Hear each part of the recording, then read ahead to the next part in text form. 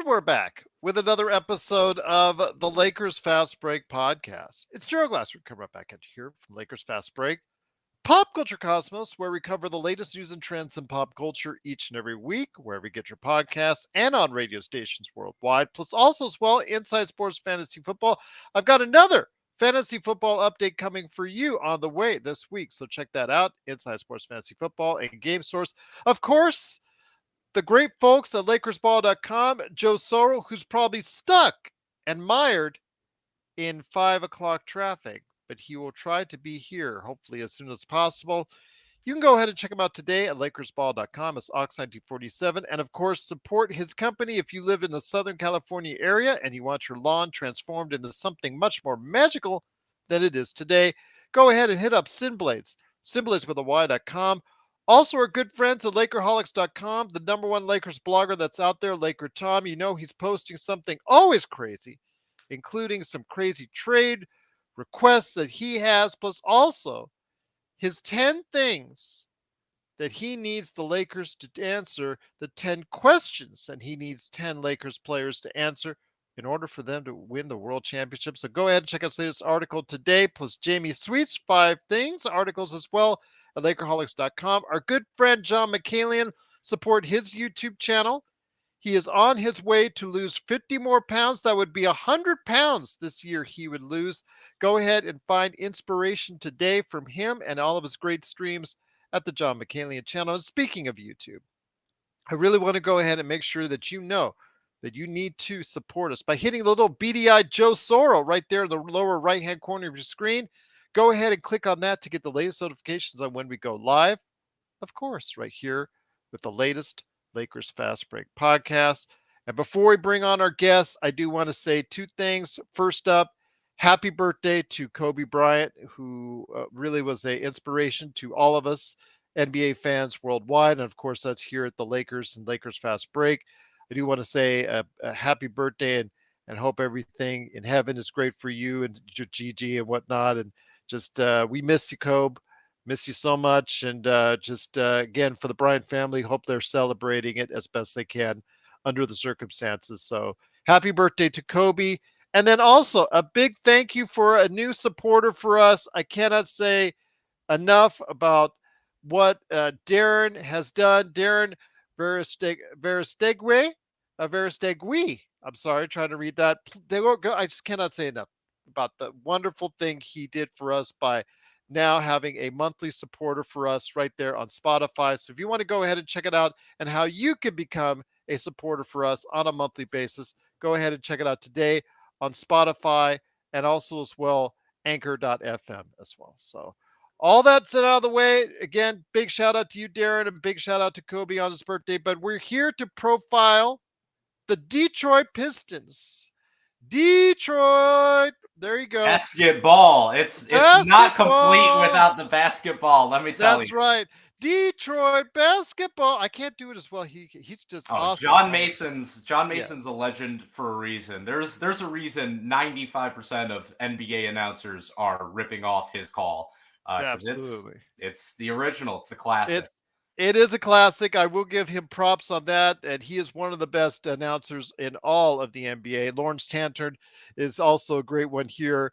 You know, both those guys, just decades worth of greatness right there for you. But here today to talk about the Detroit basketball Pistons.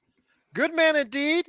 He steps in for Mike Anguilano, who covered the Cavs for us. He said, I host the Palace of Pistons podcast, but I've got someone better than me to go ahead and come on today's show.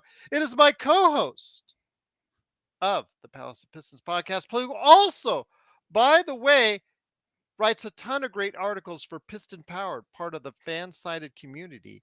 It is Jasper Apollonia. And at Jasper, great to have you here on short notice. Just truly fantastic to be talking with you about Detroit basketball today.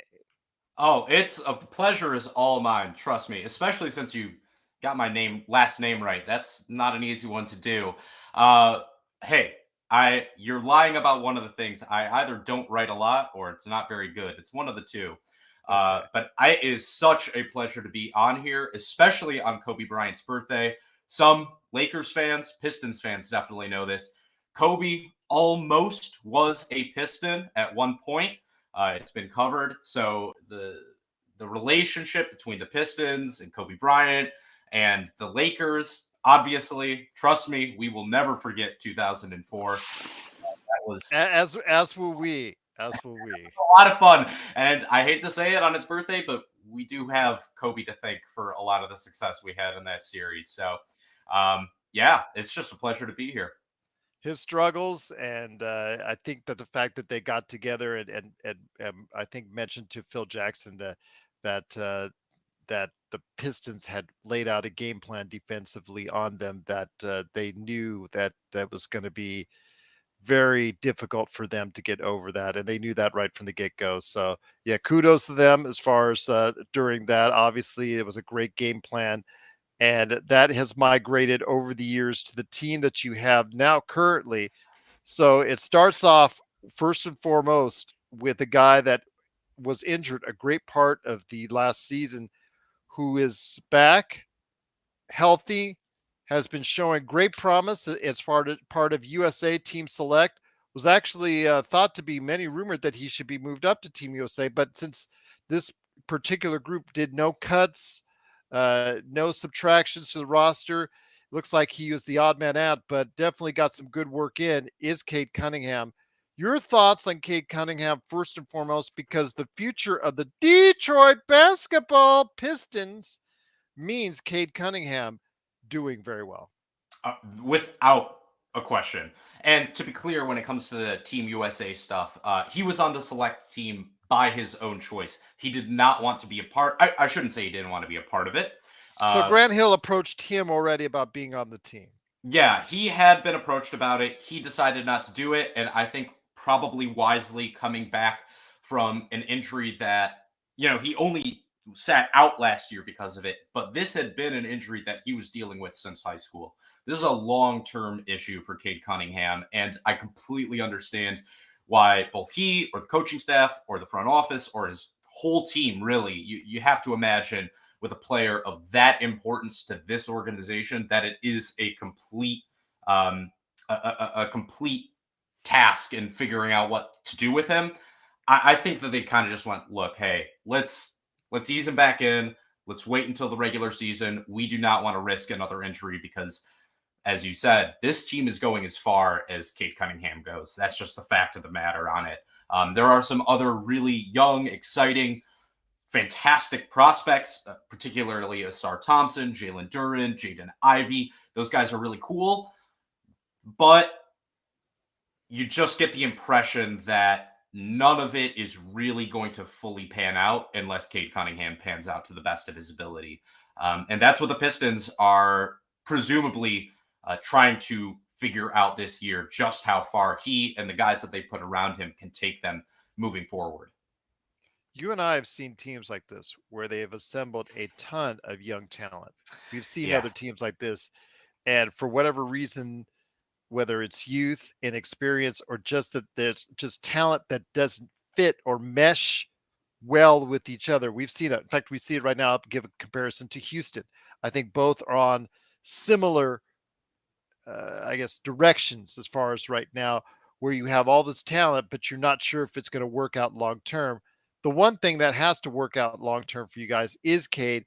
Do you see him becoming the type of superstar that his draft pick obviously warrants, but also where you think he'll take the team going forward in the future?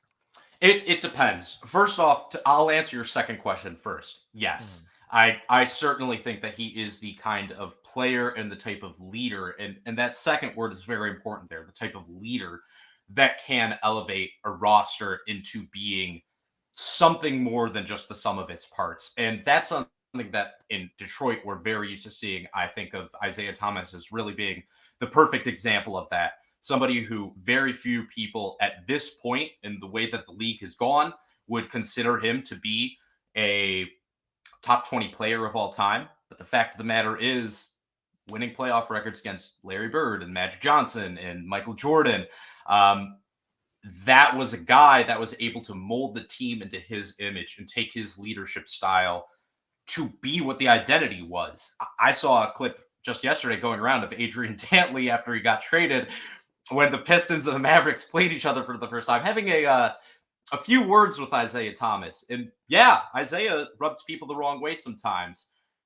Really? I would have never known that. But the fact of the matter is, he was right. He was right to say, hey, we need to get Mark Aguirre instead of Adrian Dantley. And I'm not saying that Cade Cunningham is that same type of leader where he's ruthless, but I certainly think he is the kind of guy that molds a team to his image. To answer your first question now, I don't really know what Cade Cunningham's ceiling is. And perhaps that seems like a bit of a cop-out, but he's not a Luka Doncic. He just isn't. And he's not quite a Jason Tatum, although in many ways I think that that might be a better comparison. He's such a unique player.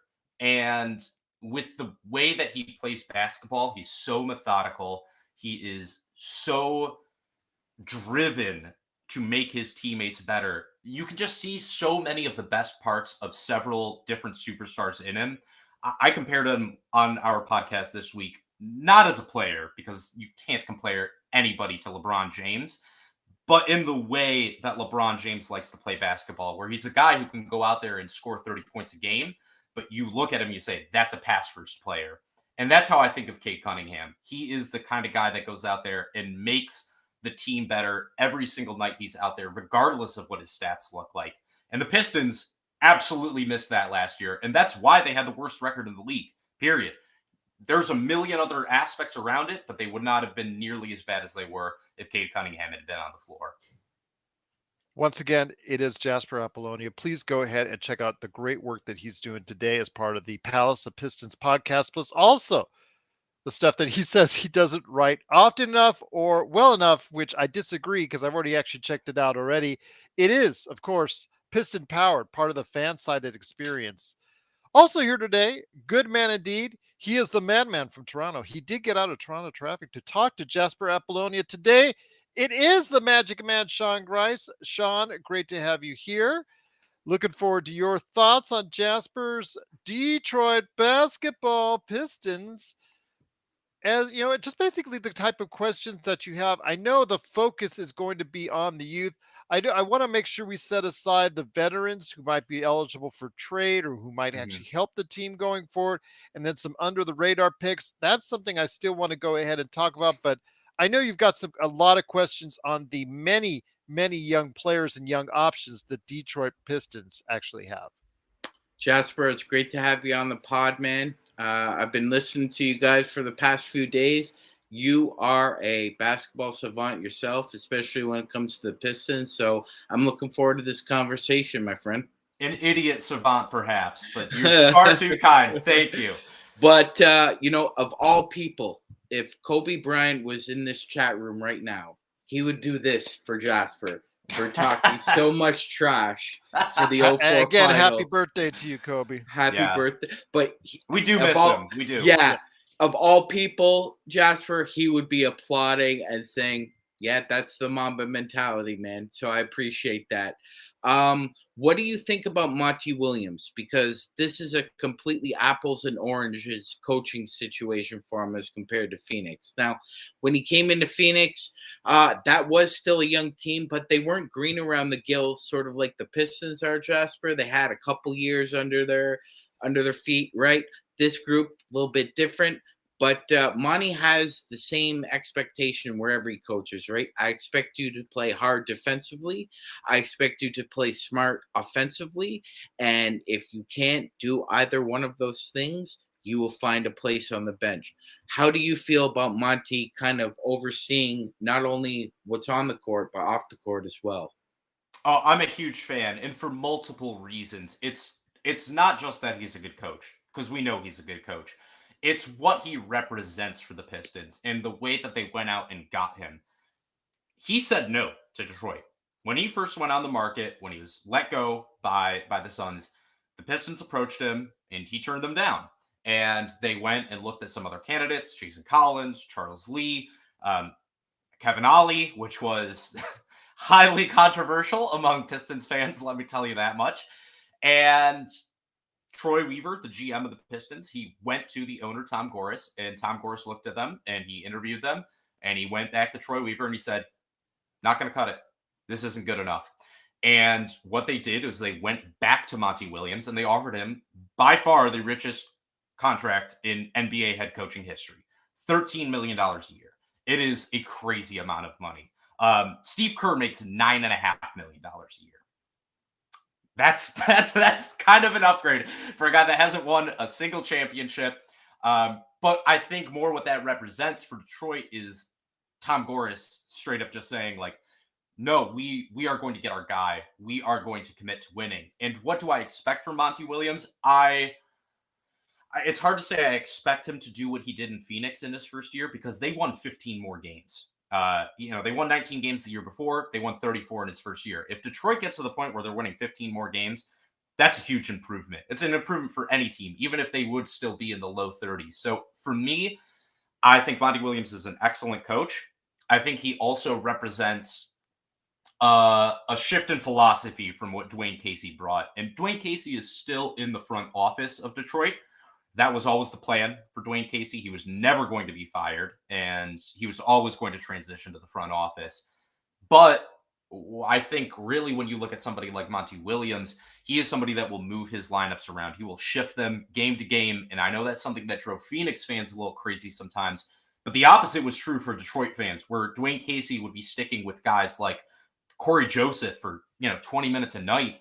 And you're just hitting your head against the wall saying, look, I mean, we have a guy in Killian Hayes who, that's a whole different discussion, but at the very least should be, is to a certain extent an unknown quantity where we know exactly what Corey Joseph is. And, really got committed to the types of lineups that he was throwing out there. That's not true of Monty Williams. Monty Williams is going to do what turns out to be the best on-court product, period. Like, if the numbers say that these lineups are better, then those are the lineups Monty Williams is going to play. And that can be to a detriment as well. But I think it's very much a shift in the right direction for Detroit, especially with a young roster. There's always a dance to play. And we will get to that when we're talking about a team with some veterans that still deserve playing time and some young players that really need an opportunity. I think Monty Williams is the right guy for that. He has the gravitas to command the respect of veterans, but he's also young enough and willing to try different things to where I think that he can keep young players engaged throughout the course of what is, let's be honest, even if they still improve by 15 games, it is going to be a difficult season for Detroit. So.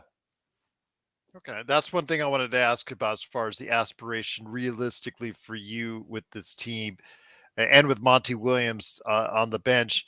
Are you concerned at all with the development of the big men, Jalen Duren and Wiseman as well? Those guys getting the kind of development they need after what went down between DeAndre Ayton and Monty Williams in Phoenix? To be honest, as somebody who is not a James Wiseman believer, I don't see it with him. I didn't see it in Golden State. I didn't see it before the draft, and I certainly did not see it with Detroit. To me, he is not the guy I would be investing in. I've said it before. I'll say it again. They traded, it was a 3-team trade. I would have taken 5 second-round picks for Saddiq Bey over James Wiseman personally because he's getting paid like a lot of backups. I mean, he's making $2 million less than Austin Reeves will this year. Austin Reeves is a much better player than James Wiseman. I think we can all agree on that. So yes. I do think that Monty Williams actually is the guy because, like I said, he's not a coach that is going to play players that aren't producing. And DeAndre Ayton wasn't up to the task at times last year. I also think he didn't necessarily have the mentality that Monty Williams is seeking out. That's not the case for a player like Jalen Duren. Jalen Duren's a dog. That kid gets after it. That guy gives 150% every single play. I don't worry about him. And frankly, if Wiseman is something, then Monty Williams will put him in the positions to succeed. And if he's not, I don't anticipate him playing very much. I think that is completely reasonable. As somebody just said in your chat, the Pistons need to improve on the defensive side. Jalen Duren wasn't a great defender by any means last year, but he has the ability, and you can see the growth as the year went on. James Wiseman, to me, I know he's young. I know he hasn't had a lot of playing time. I just don't see it with him. So I think if there's one thing that I trust Monty Williams to do, interestingly enough, it's actually that, like, I don't think that he will overplay James Wiseman. I do think that he will put the best lineups out there regardless. Once again, it is Jasper Apollonia. Please go ahead and check out what he's doing today at the Palace of Pistons podcast. And of course, everything that he does right there for you on the fan-sided experience known as Piston Powered. Magic, before I continue our... I hate to say it, we are Palace of Pistons. Piston Powered. That is a old website I used to write for. Okay. I do appreciate them, but I have to give the plug to the guys I write for now. They pay me the big bucks. You know what I mean? So the Palace of Pistons. You guys podcast. You know what I'm talking about. Okay. We do it for one reason. So the Palace, exactly. So the Palace of Pistons, we'll just go ahead and focus on that. But what I want to ask you is, though, when it comes to some of that talent that you have now, the backup, the number 2 guy behind Cade Cunningham, who steps it up? You have 2 possibilities, most likely. 3, if Jalen Duren actually starts to play like the monster beast that he could possibly end up being. You have Asar Thompson, and you have also as well Jaden Ivey. Both of these guys are top 7 picks in the draft the past 2 years. How much of your future is tied to one of those guys really breaking out alongside Cade Cunningham? You have no idea the can of worms you're opening by asking me this question. That's why I opened them. That the Pistons roster right now, it's a mess, man. It doesn't really make much sense, and I'm sure this is something you guys have touched on. Look, the fact of the matter is, this roster is so heavy on guards and bigs. It is really, really hard to see how the playing time works out. It is something that we've been racking our brains over, especially now with the Isaiah Stewart extension, with them saying purposely they are going to be playing him at power forward. You still have Bojan Bogdanovic on the team, who was playing power forward last year. You still have Marvin Bagley on the team, who plays power forward / center. You have James Wiseman on the team, and you have Jalen Duren on the team. And then you look at the backcourt, you have Killian Hayes, Cade Cunningham, Jaden Ivey, Monty Morris, who they just traded for. You have Joe Harris now as well, who you almost assume you have to play him at shooting guard. I'm not even touching on guys like Isaiah Livers, who also is a power forward. So this is a team, when you ask, like, what does the backup point guard situation ask like? What does that look like? I don't know. We really do not know as of right now, because there are 3-4 guys who could realistically be playing every single position on the floor. And then you look at the playing time that they need to hand out. Cade Cunningham needs to be playing 32 minutes a game. Jaden Ivey needs to be playing 30 minutes a game. Jalen Duren, I'm actually in favor of kind of keeping his minutes down a little bit. I think when you have a young, athletic big man, especially somebody who's so effort-based like he is, I actually think it's better to keep him in that 28 minutes per game region and just keep him a little fresher. Lakers fans, I mean, you guys know about having a big man who can't necessarily handle the minutes and that strain on his body. I think that's true for young players, and to maintain that advantage, you have to do that. But then you also have like Asar Thompson, and where does he fit in on there? Is he a 2? Is he a 3? Is he a 4? He's got a lot of young Josh Smith to his game. So when I really can't answer the question that you're asking me, it's because the Pistons roster offers very few answers. And there's a part of me that still has to assume that after the Damian Lillard situation works itself out, whatever might happen with the James Harden thing, God knows what that's going to end up being. I still do think that there are moves for the Pistons moving forward to where they're going to have to change over the roster still. They were definitely trying to move Marvin Bagley and Killian Hayes this offseason. There is no question about that. Everything you heard, everything you saw, it just doesn't make sense for either of those guys really to be at the roster at this point. The problem is Detroit really doesn't have the opportunity to offload them because there's just no demand for them. You look at the teams that need point guards, or the young, bad teams that are still tanking. None of them need point guards. Orlando does not need a point guard. Houston, God knows Houston does not need another guard on the roster. So they're in a very difficult place there. It's hard to answer the question, but the fact of the matter is there are 3-4 guys on the roster that you could see playing backup point guard or playing backup small forward this year, and that's just the fact of the matter for where this team is at. I even see Mike actually in the chat. Love saying, it. Get Bagley off this team. Get Bagley Trust off me, this team. every week we are saying this, and look, and the fact of the matter is, like, the way that the Pistons are actively saying they want to build this roster and the people they say they want to play, it makes it even harder. Like, Isaiah Stewart to me is an elite backup center. He's not a power forward, but they are committed to playing him at the power forward. So what does that mean for other guys on this roster? It's a very difficult situation, especially if you're a fan, to figure out exactly what the plan is for this team and how they see these minutes playing out. It's so funny because, again, like I said in preface at the beginning, it's a young team with a ton of talent, but it just does not fit well as of yet. And it just, you can see it. I can see it. And I mean, the two highest paid players on this team are Bojan Bogdanovic and Joe Harris. Yeah. And I have absolutely no idea what position either guy is going to play this year or how much either guy is going to play. I don't know if either guy is going to start. I don't even know if Joe Harris is going to be like a actual back. They might just eat his salary. I have no clue. And this is a team that needs shooting. Yes. In its rotation quite heavily. So, yeah. Magic Man, what you got for Jasper right now, my friend? Yeah, I was actually Jasper kind of answered the question about Killian Hayes. I thought it was also kind of foreshadowing that France had left him off the roster for the FIBA tournament as well.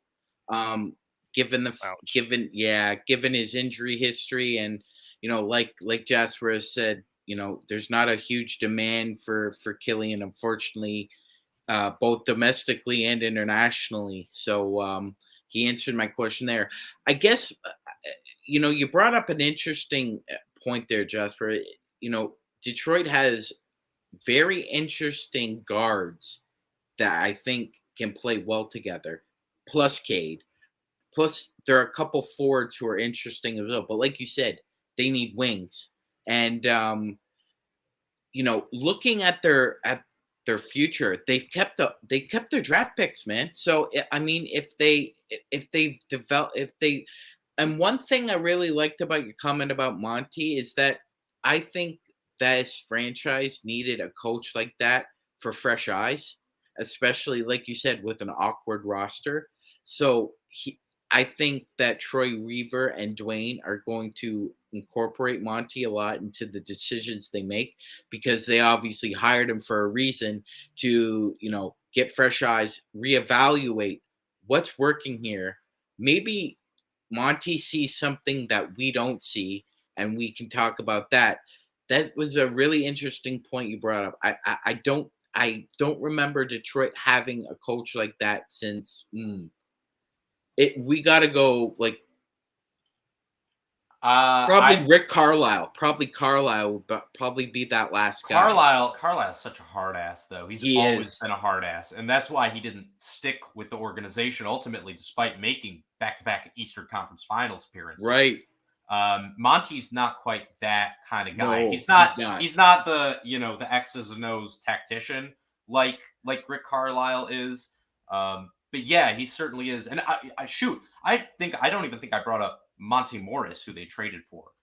I don't even think I mentioned his name. If there is a guy who probably has the inside track to be the backup point guard for Detroit, it is him. I see somebody in the chat talking about turnovers per game. Monty Morris has never averaged in his career more than a turnover and a half per game. That is a guy who keeps the ball with his team. So you're talking about, wanting to cut on your turnovers, especially when you have a starting backcourt of Cade Cunningham and Jaden Ivey, two guys that did turn over the ball, more than 3 turnovers per game for both of them in their respective rookie seasons.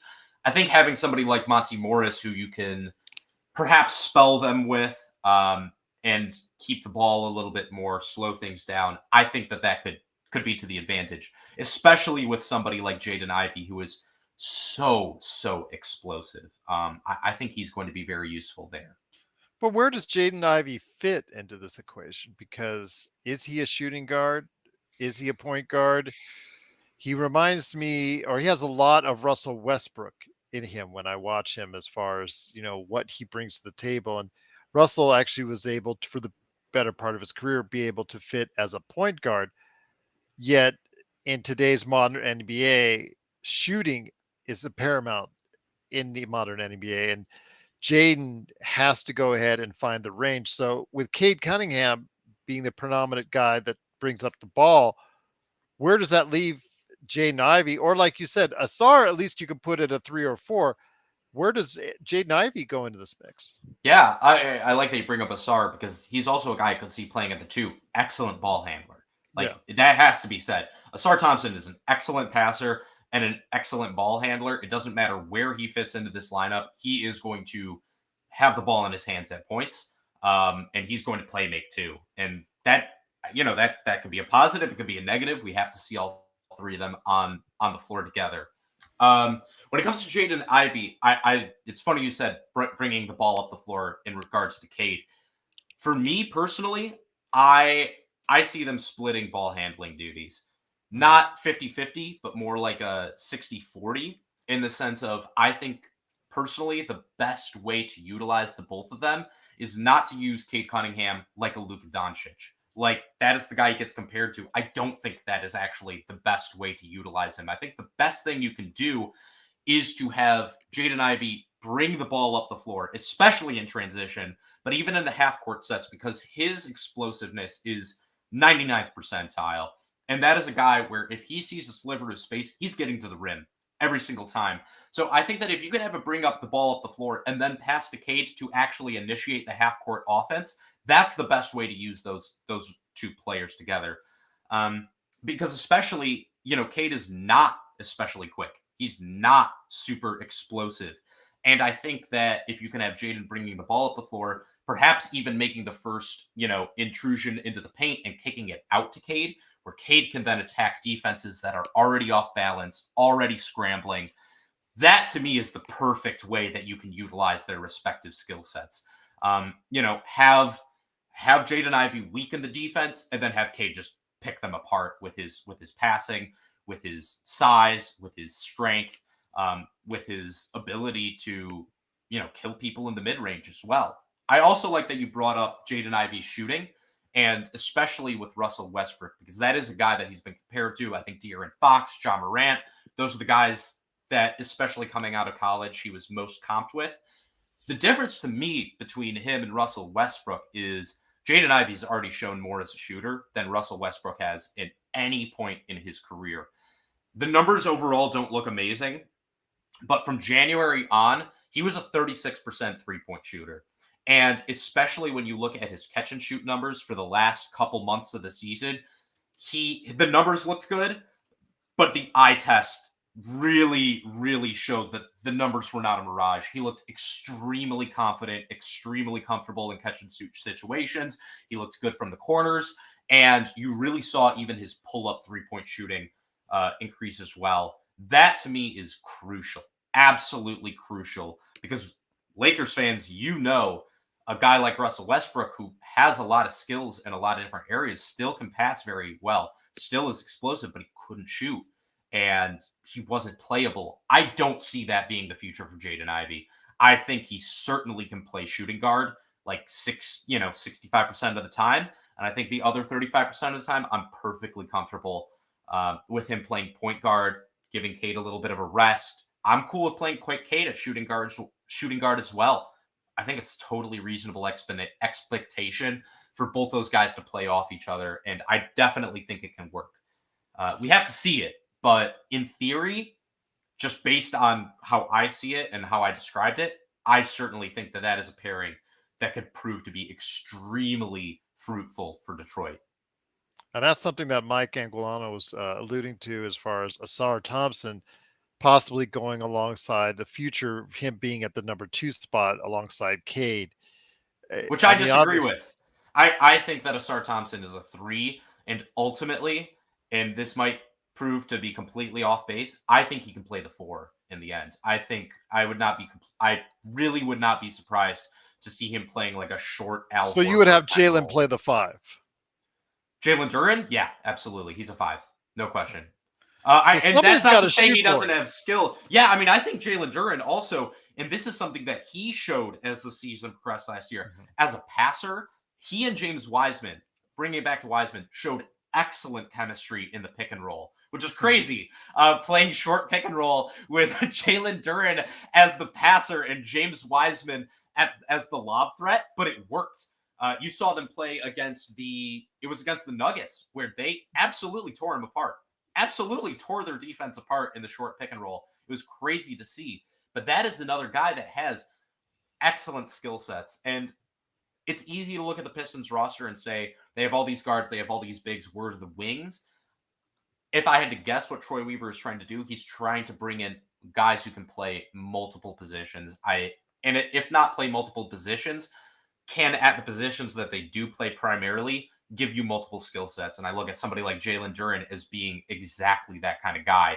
Yeah, he is a lob threat. He is a shot blocker. He is an athletic, young, rebounding big man. He can give you your putbacks, but he can also pass. And he can also hit shots in the mid-range. And I think that is really what's intriguing about a lot of the players on this roster. It's not just that they're skilled, it's the versatility of their skill sets. Magic Man, some great stuff so far from Jasper. Do you have anything more? Because I'd love to go into more about the veterans and some under the radar picks from him who might break out and be a great part of the Detroit Pistons future starting with the season. We haven't even mentioned, or we mentioned Isaiah Livers real quickly, but we haven't even mentioned Isaiah Stewart, who signed a big contract this off season. But Magic, you first, my friend, what have you got as far as for Jasper, as far as what right now you see from the Detroit Pistons? It's interesting what Mike had to say there in the chat about, possibly, he's right. If there's the disgruntled wing, we always know there's a disgruntled NBA player around the corner, that Detroit may have to possibly, and he did say gulp, offer Jaden Ivey. I wouldn't offer him in a trade yet, Jasper. Just look, I remember watching Steve Francis play. Jaden Ivey reminds me a hell of a lot of Steve Francis. I think his ceiling is Steve Francis. Steve had the quickest first step I've ever seen. It was almost as if God put Quicksilver in his ankles. That's how potent it was. If Jaden Ivey develops that jump shot, it's going to be he will be the guard version of Ant. It will be very difficult to guard him. You won't be able to front him because he will be able to sidestep you at any which way. They've got really athletic ectomorph bigs, which means that Jaden can slide in and out of pick and rolls, right? So that's another problem to contain with.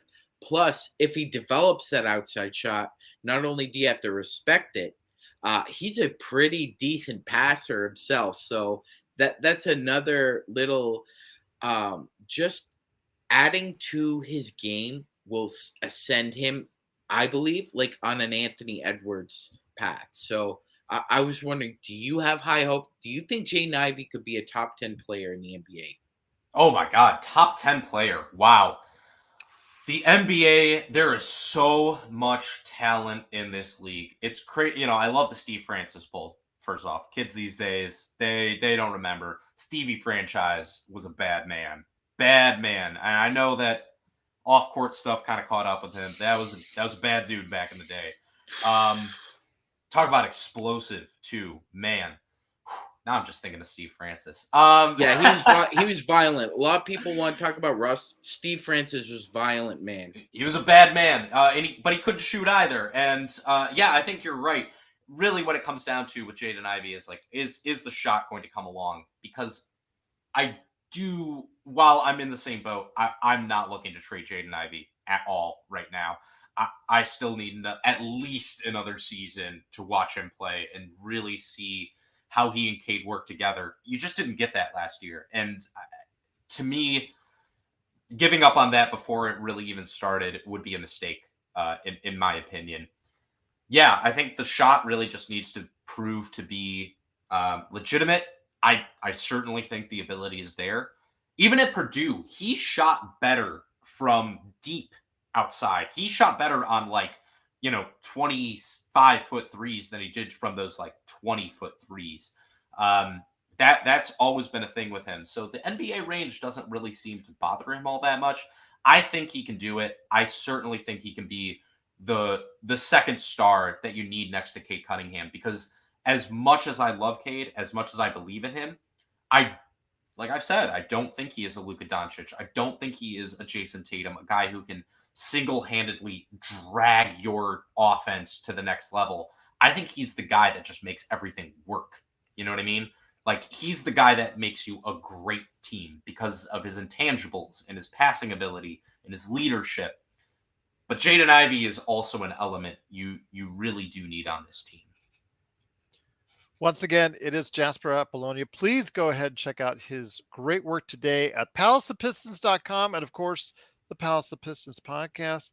Want to ask you, though, when it comes to some of the veterans, which may or may not be here for the Pistons by the end of the season, depending on how much they are valued around the league. I mean, you've got a few actually to go ahead and choose from. Alec Burks, who still can play this game, has done very well for the team. And even though he will be going into his 12th, 13th season, he still, I think, can play a lot for a team, whether it's the Pistons or a playoff team. Then you also have, like you said, mentioned earlier, Monty Morris, he becomes a valued commodity around the league as far as because of the fact he can handle the ball with low turnovers. You mentioned Joe Harris. He may not even stick on the team, and obviously as an outside shooter, he's still very much wanted. And of course, Bojan Bogdanovic, he's the one that's been subject of many trade rumors in the past. Your thoughts on what they need to do with these guys, help develop? It's always nice to have some veteran leadership on the team, but it's also good as well to have these guys that are available to go ahead and get you better assets down the road.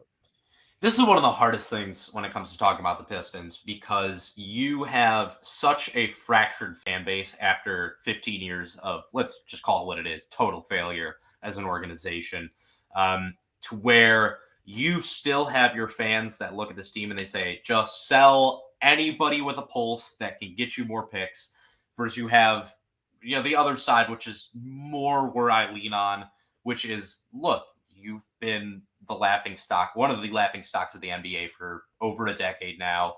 At a certain point, you need to get better. You have to get better. And veterans are a part of that.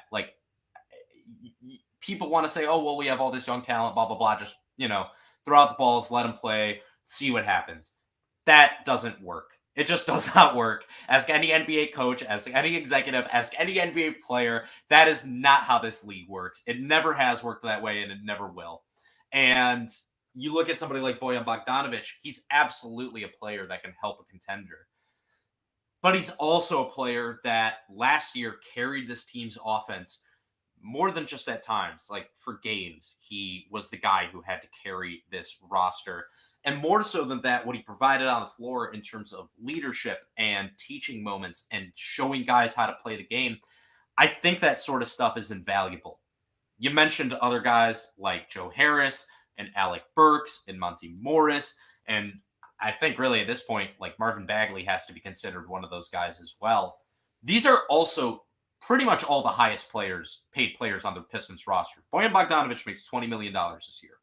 Joe Harris makes a little under $20 million. Marvin Bagley makes 12.5.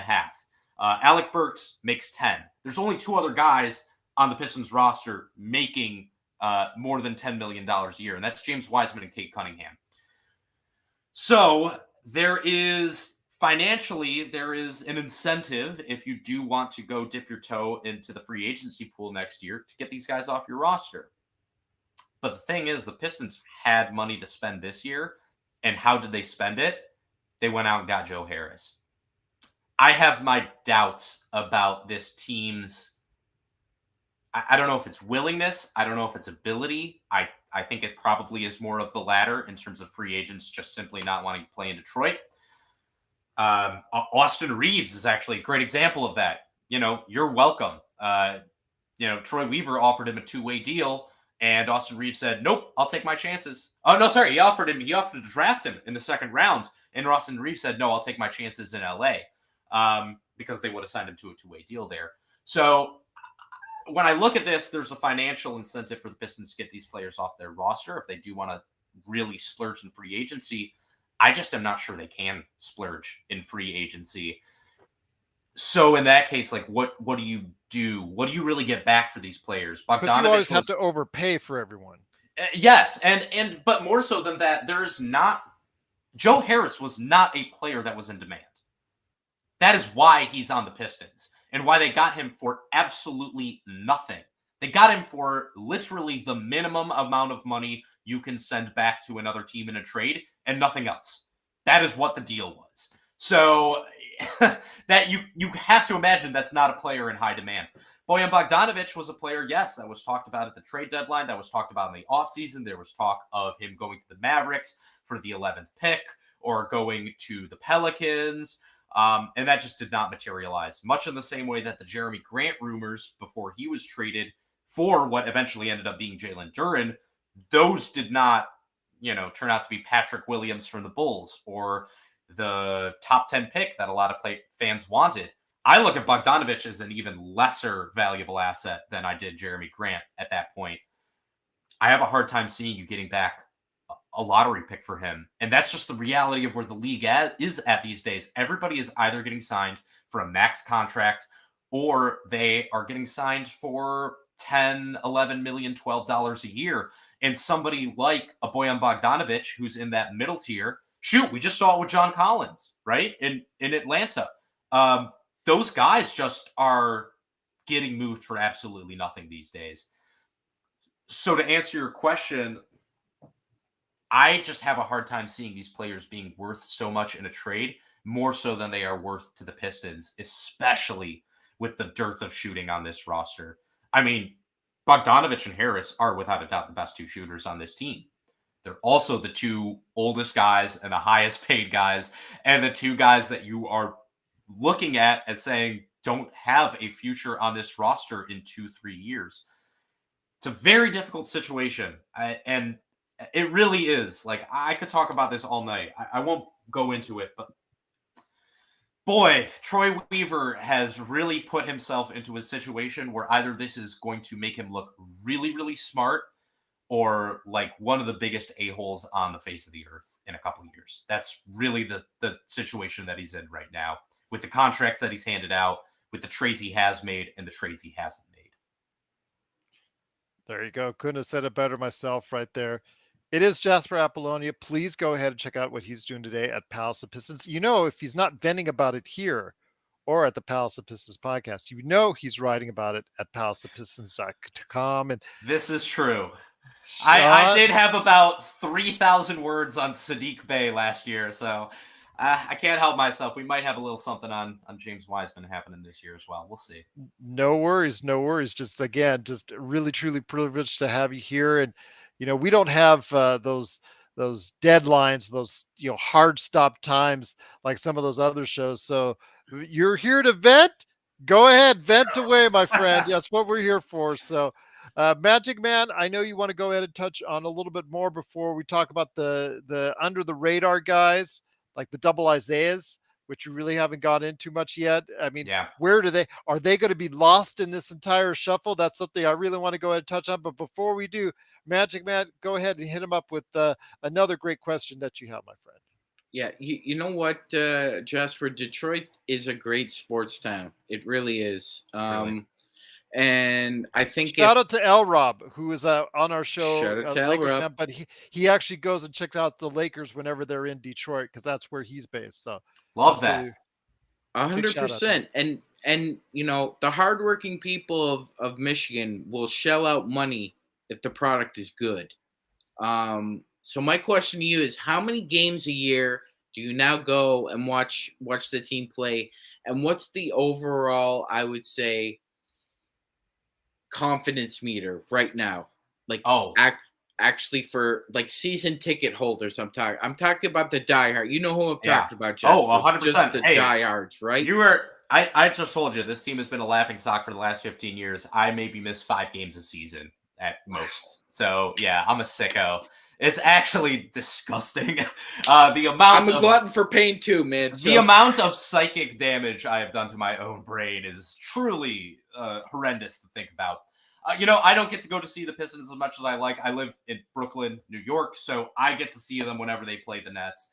I do not have Madison Square Garden money. I ain't paying for those Knicks tickets. Nobody goes to see the Pistons, but even then, those are pricey ones.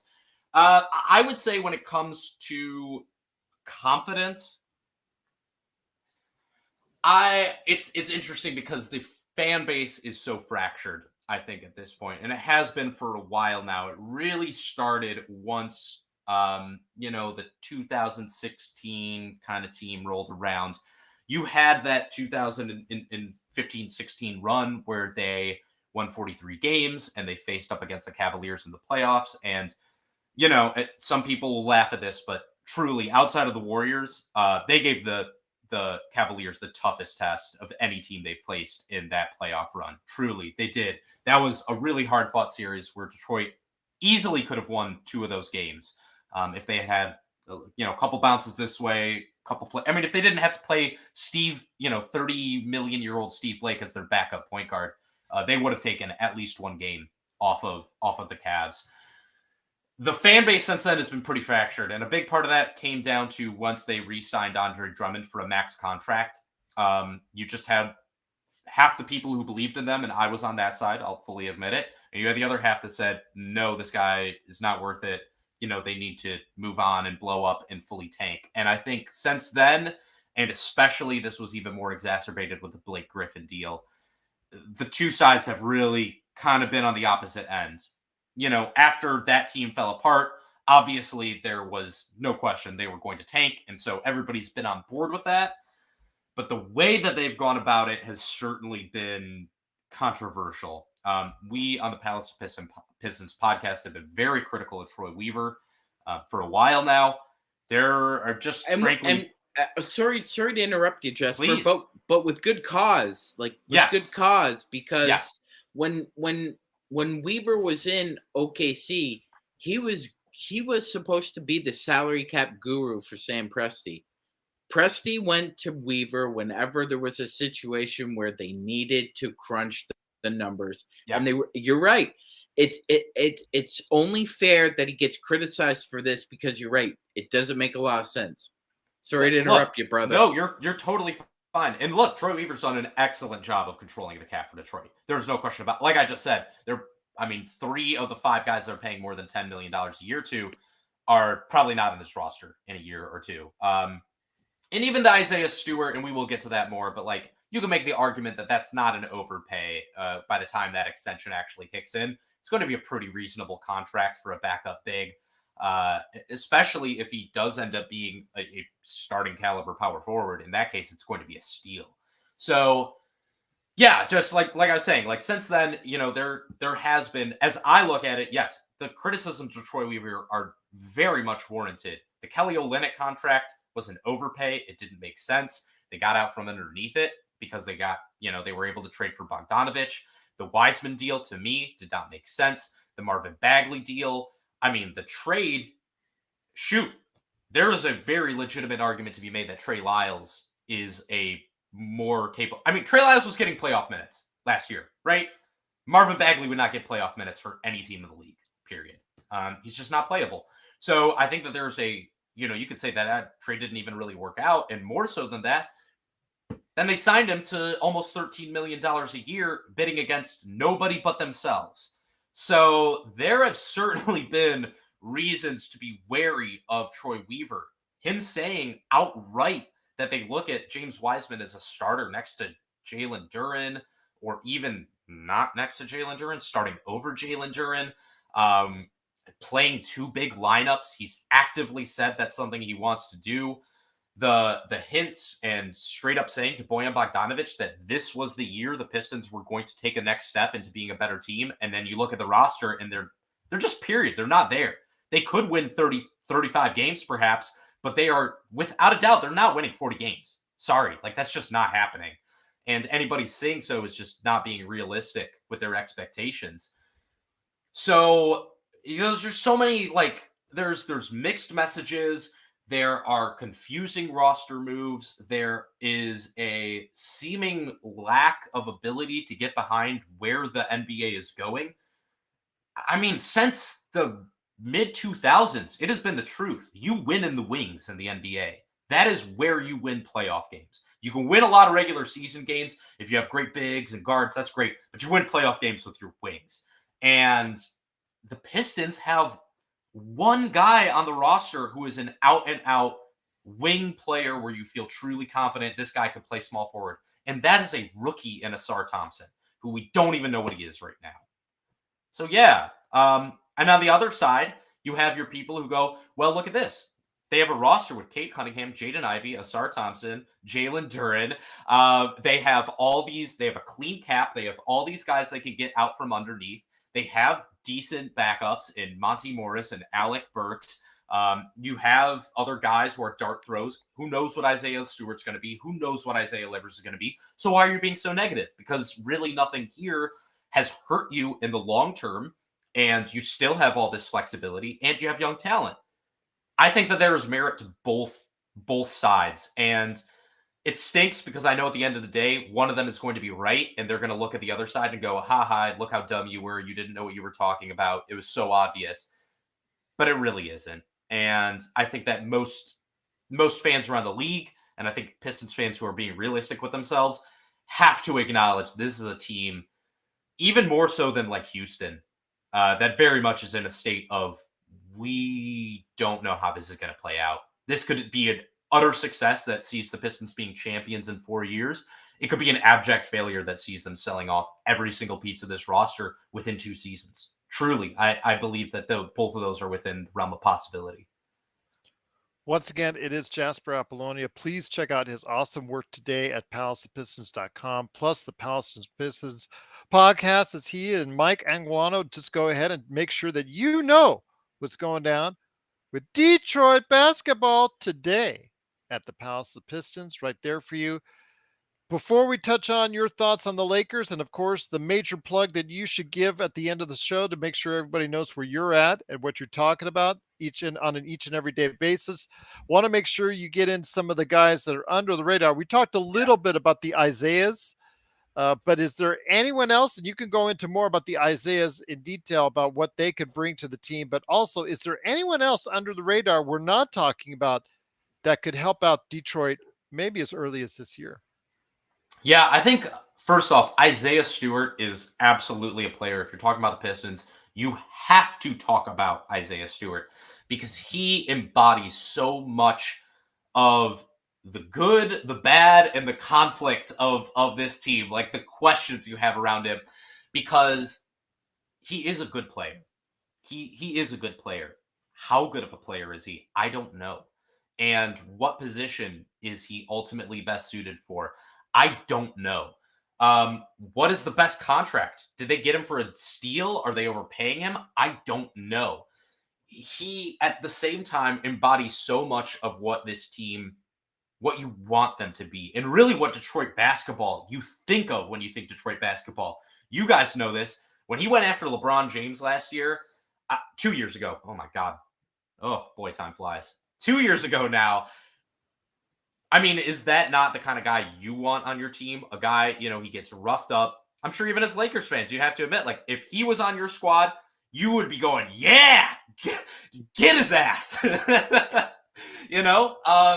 That's the kind of guy that just, like, makes fans really invest in a team emotionally and gets you excited and brings that effort and hustle and energy that you want to see out there every single night as a fan of your team. But on the other hand, I just don't know how good of a player he is. And I just don't know what the right role for him and on this team is. And that kind of just embodies where the Pistons are at right now. It could go one of two ways. And either one certainly does seem possible. Just thinking about him at power forward, like, what they need from him is to shoot well from three. Last year, he did not shoot very well from three. But the reason why is because he suffered a shoulder injury in December, shot terribly from the rest of the season, opened the first 2 months of the season shooting like crap. But guess what? In December, he shot 50% from three. In November, he shot 38% from three. So he had 2 months of excellent outside shooting combined with 3 months of terrible outside shooting, combining to give you a very underwhelming final product. That is where I'm at with Isaiah Stewart. I don't know. If he was my backup center, I'd feel amazing.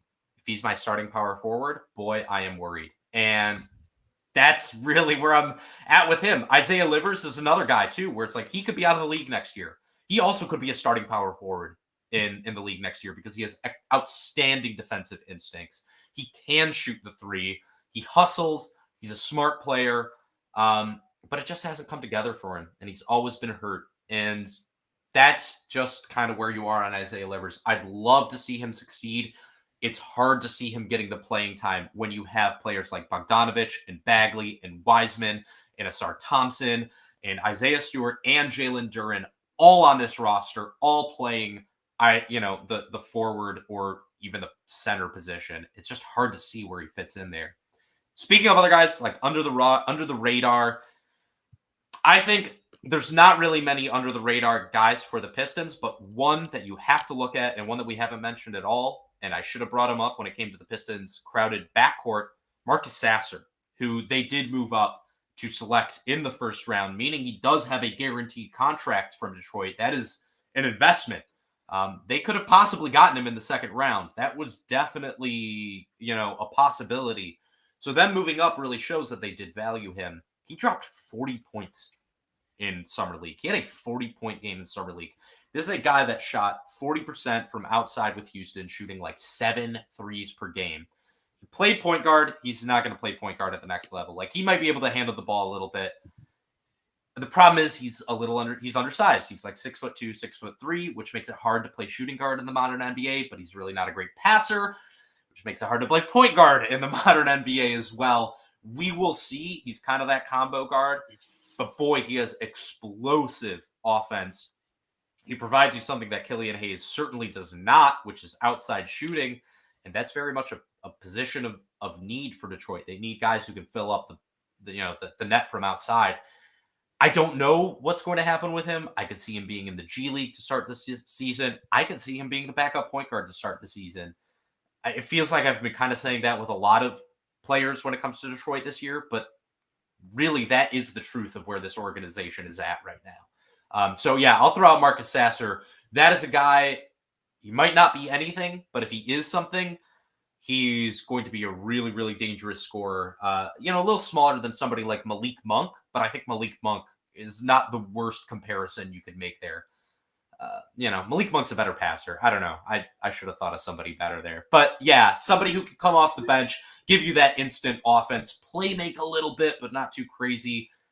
Shoot, your Crawford brothers, Jordan and Jamal, the not related Crawford brothers. Magic Man, any last thoughts on the Pistons before we go ahead and hear his thoughts on the Los Angeles Lakers? Oh, yeah. I agree with you 100%, Jasper, and you're 100% right. Any Laker fan who got on Twitter that night or any other social media and was saying, oh, Isaiah Stewart, and, we've had Ron Artest, Alex Caruso, AC Green, Kurt Rambis. You guys have had Bill Laimbeer, Rick Mahorn. Bill Laimbeer? Oh, what did he ever do to anybody? You know what? So there are guys. That's what he'll tell you. Yeah. These are what me worry? I just love those guys personally. I think every team needs a guy that plays through the whistle, not to the whistle, and there is a big difference. Yeah. There are just some guys that you don't need to worry about their intensity. They're always ready to go, and that's one thing I respect about Isaiah Stewart.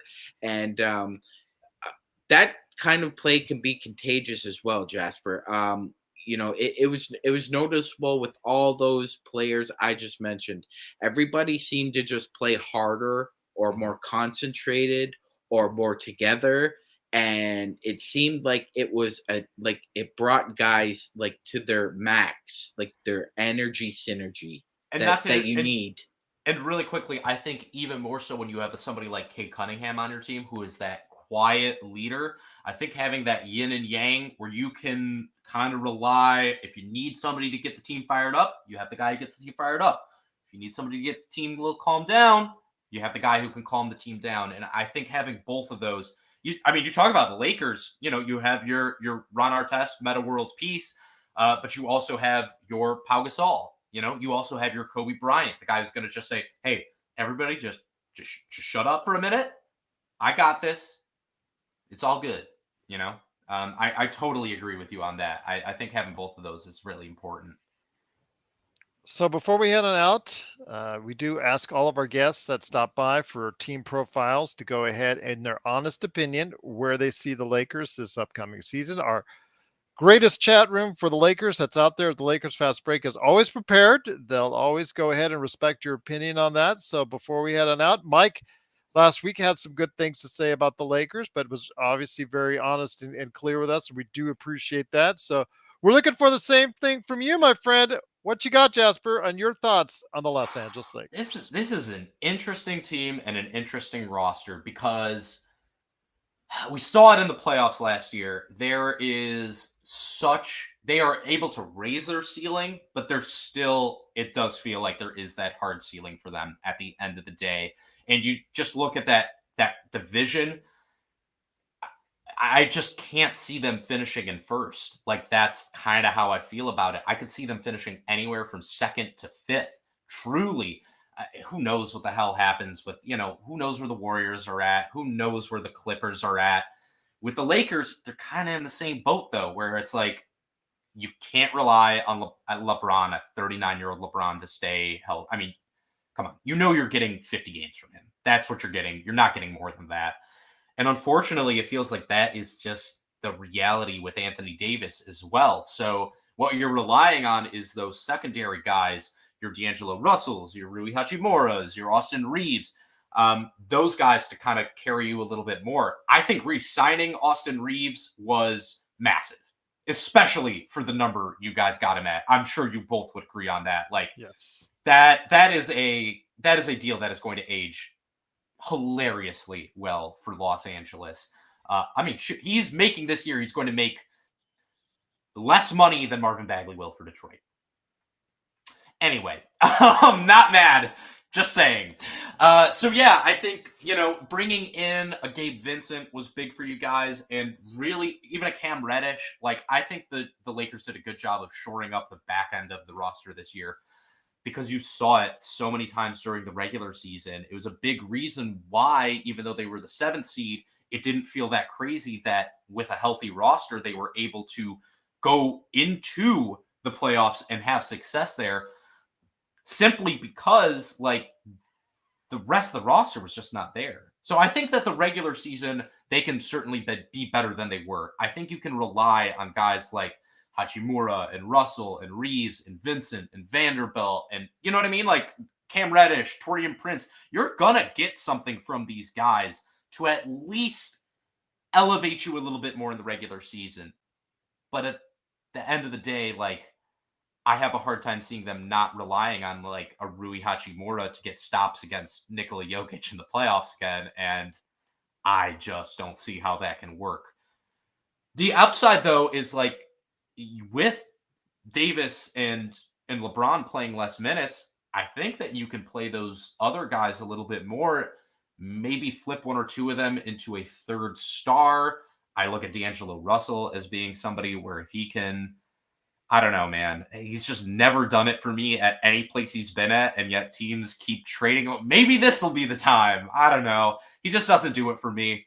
And that's a guy I had a lot of hope on coming out of college. So I think that maybe you could flip a couple guys into really getting that third star. Unfortunately, I think until you do that, there is still that hard ceiling. They're just not a championship contender, even if they can make another playoff run. Like, I totally think if you have LeBron James and Anthony Davis healthy on your team, you can always make a run in the playoffs.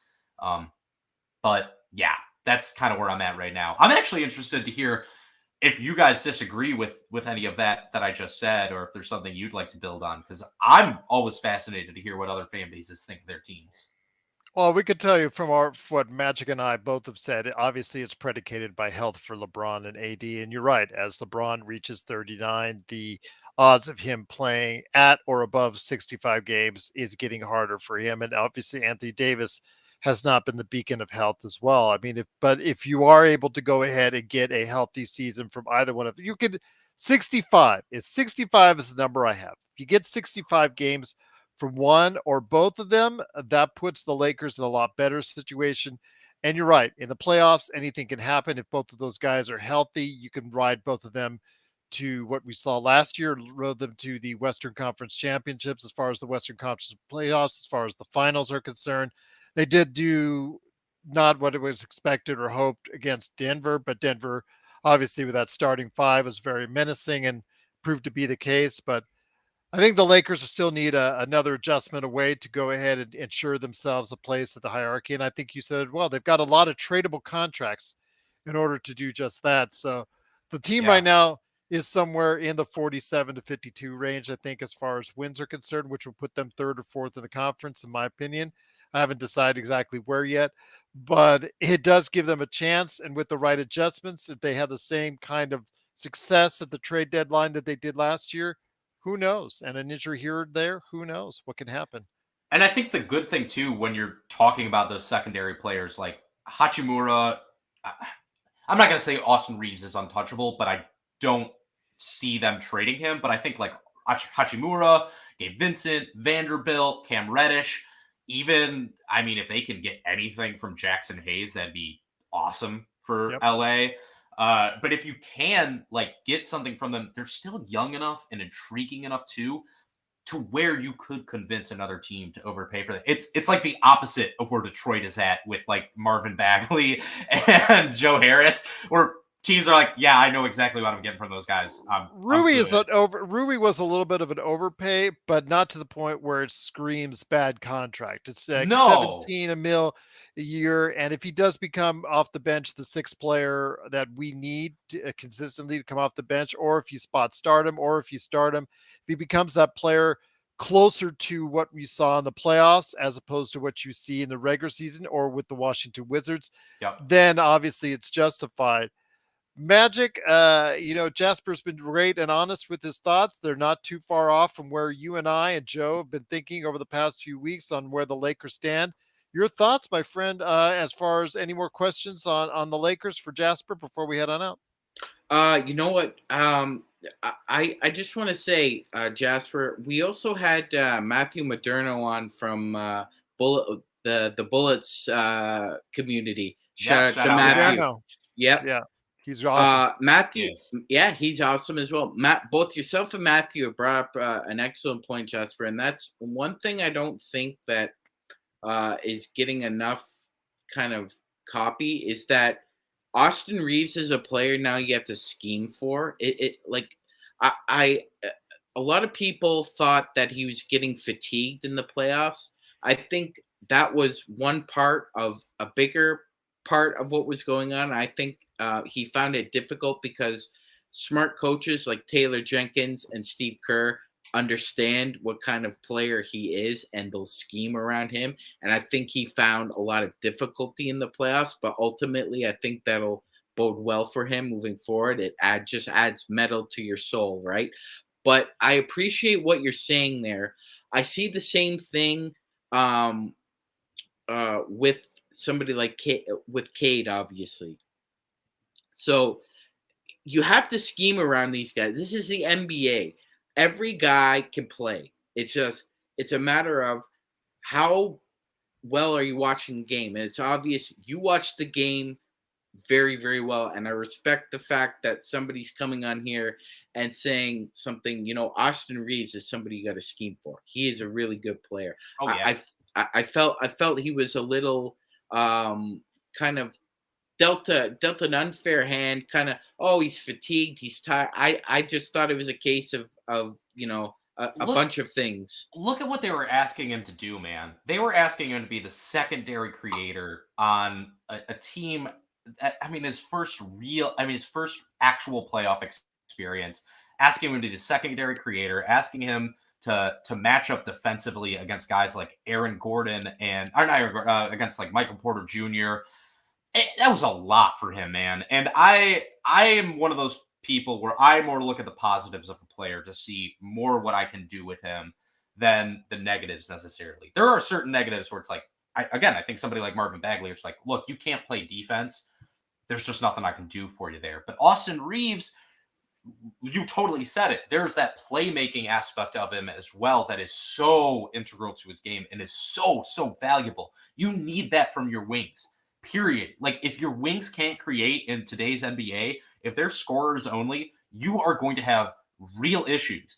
Or at least you need somebody else in your front court that can create. I think somebody, look at Denver. Like, the reason why Aaron Gordon has such a playmaking role on that team is because Michael Porter Jr.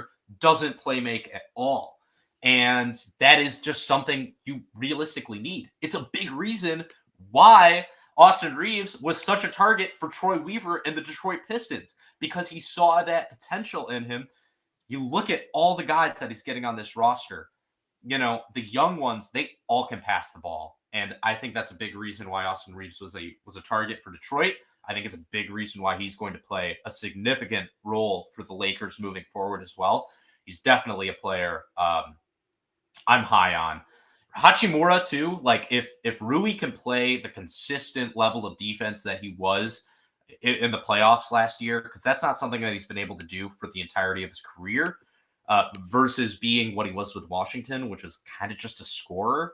I think that contract, I think it's probably always going to be a bit of an overpay, but it can at least age pretty decently to where at the end of it, it'll look fairly reasonable. Awesome. Very, very great thoughts right there from Jasper Apollonia. Please go ahead, check them out today, like we were talking about, thepalaceofpistons.com. But before we head on out, we always give the floor to our guests to go ahead and do the pitch. It's the salesman pitch time. Please go ahead and let everybody know that's either listening to us wherever you get your podcast or watching us wherever we're at, on what you're up to and why they need to check out your great stuff that you're putting out there. Oh my God, sorry, I'm fumbling my note cards. My sponsors are going to drop me after this one. Yeah, you can check out my writing at palaceofpistons.com. We also have the Palace of Pistons podcast, which you can find on YouTube. You can find us on Spotify, wherever you get your podcasts from, straight from the grapevine, if you will. You can find us there. You can find me at Twitter at Blade Cunningham. And, well, you know what? I might as well just plug it as well. I also work as a producer.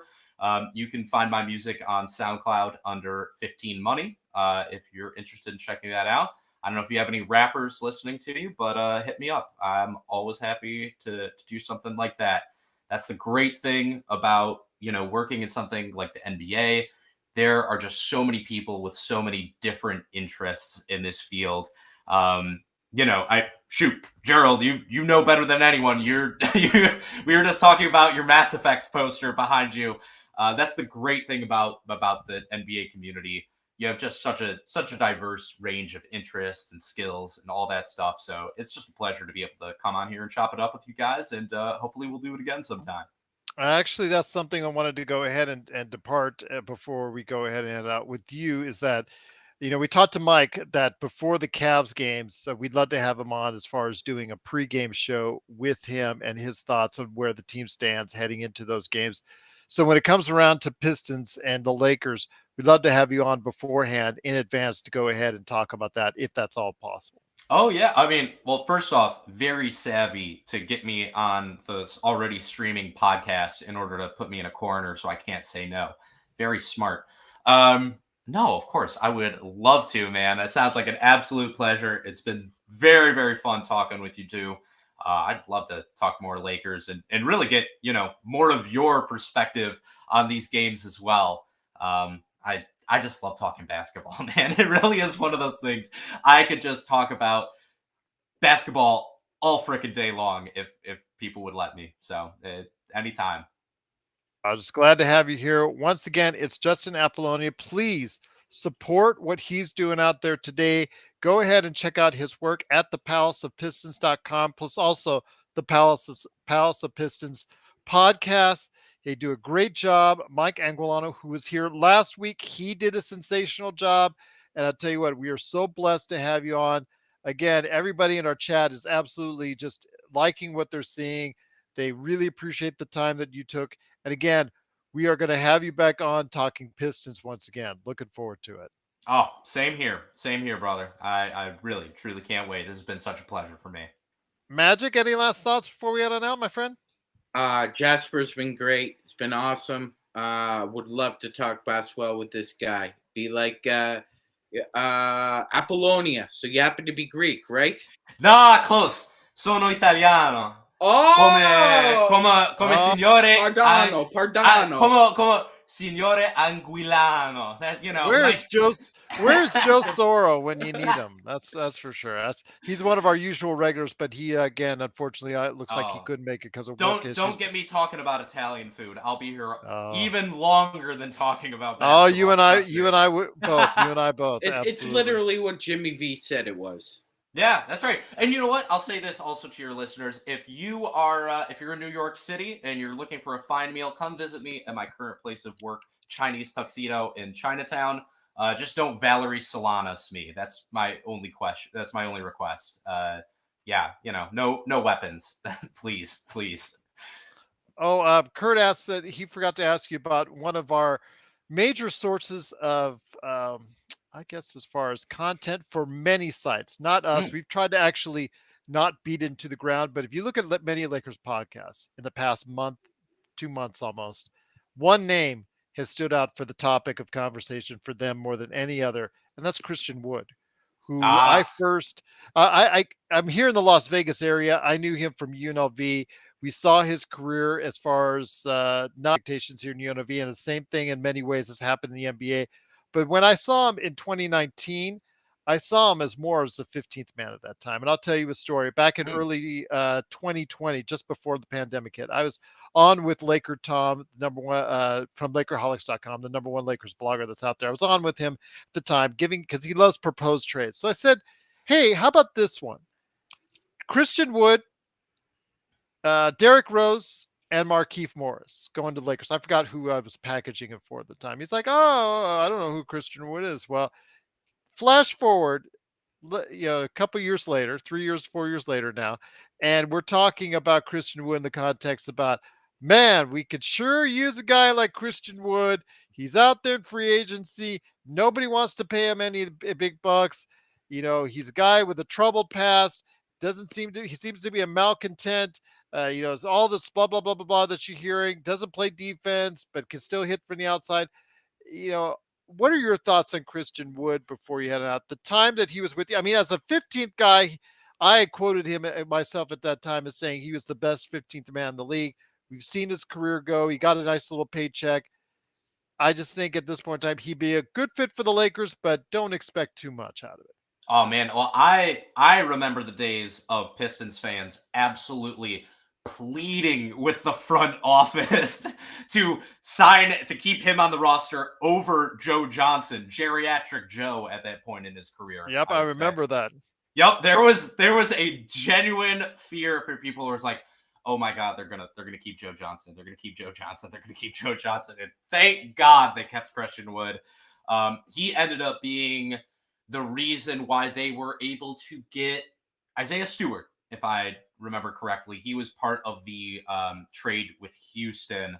I could be misremembering it. It was very convoluted, that 2020 draft night, but I believe that's how it went down. Yeah, I mean, Christian Wood is... It's interesting because he's one of those guys where it really does push you to where you realize sometimes, man, I really am just a fan at the end of the day. Because everything you are seeing come out of the NBA just tells you this guy, he's not good for rosters. He clearly has talent, and he clearly can't get a shot. And there's really only a couple reasons why that happens. And unfortunately, it does seem it's a character issue with him. I'm not saying he's a bad guy, but it seems like he's just not hard to coach, or he doesn't get along with locker room, or I don't know what it is. God, it's hard for me because I just look at it the same way you do. Yeah, this guy should be on a team. Like, there's just too much talent there for not to be on a team. And exactly. That is the fan part of my brain that will always overrule the GM part of my brain, where I just go, I'm sorry, like, this guy's too good. And maybe that's because I like fantasy rosters and playing 2K. But really, shoot, the Pistons could use a player like that. Is there any team in the NBA that couldn't use a legitimate stretch four, even if he is a bad defender? Is there really any team in the NBA that could not use a player with that skill set? So yeah, it's hard. It's a difficult decision. That's kind of where I'm at it. Yeah, he's so talented. He should be on a roster. There are multiple teams that I believe are doing a disservice to the project that they are going to be putting out on the floor by not signing him and keeping some of the guys that they do have. But writing kind of seems to be on the wall for him at this point. But he's not the only one. I mean, look, you also have PJ Washington. Kelly Oubre hasn't been signed.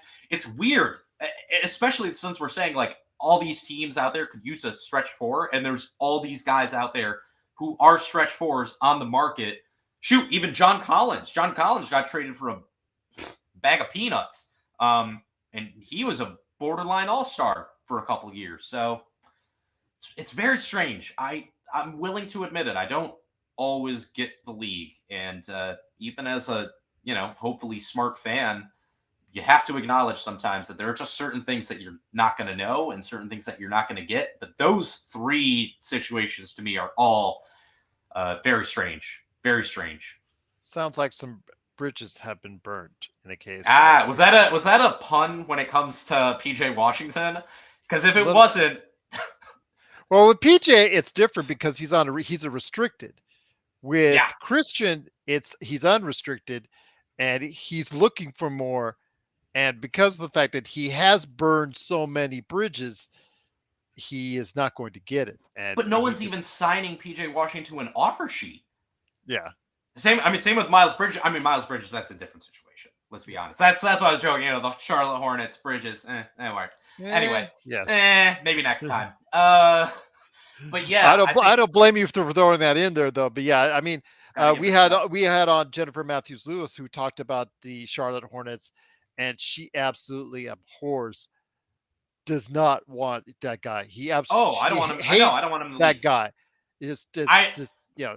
Any Pistons fan who would say, no, you're wrong. I don't want Miles Bridges on my team. I don't care where he's from. I know he's a good player. I don't want him on my team, period. So again, especially, and this is a larger issue with the league, but like, Miles Bridges is on a roster, but Christian Wood isn't. And what are their respective character issues again here that we're saying? Because for me, Christian Wood might be a jerk, but he's not a domestic abuser. So we don't have to really get into that, but just saying. When it gets into the police blotter, we'll just go ahead and then leave it at that. Anyway, I'll just leave it at that. But priorities. No worries. But you've been tremendous. I cannot thank you enough. We truly appreciate everybody being here. Magic Man, obviously, thank you so much as well for stopping by. Want to again wish happy birthday to Kobe up in heaven. Hopefully everybody out there that's celebrating his birthday is acknowledging that fact as well as family. Hopefully they are trying to find some solace and a great day for him nonetheless. Kobe Day is ironically tomorrow as well. So just on the eve of his birthday. So that figured that one out. 8/23 is his birthday. 8/24 is Kobe Day. Is any day not Kobe Day in Los Angeles? Last time I was there, you can't drive 2 minutes without passing by 15 different murals. That's a good point. That's a good point indeed. Magic Man, any last thoughts, my friend? But you're all good? Yeah, I'm good. I went to the Foot Locker today to try and buy Kobe sneakers, and the lineup stretched around the block. So I thought I'll just come back next week. There you go. Well, all right. Once again, it is Jasper Apollonia. Please go ahead and check out his awesome work today at palaceofpistons.com, plus the Palace of Pistons podcast. Please go ahead and check him out, Mike Anguilano, and the whole crew today at the Palace of Pistons podcast, wherever you get your podcasts. Well, Jasper, again, we're going to try and bring you on the pre-games for us as we go forward during the season. Looking forward to updates on the progress of the Pistons. So much young talent. Will it all come together? We'll find out. Jasper will find out. And Jasper will absolutely tell everybody out there on a podcast and written forum right there at Palace of Pistons. So go ahead and check it out. But will that all pan out for the Detroit Pistons? Detroit basketball. Will that be the chant once again? We'll find out this season right here at the Lakers Fast Break Podcast.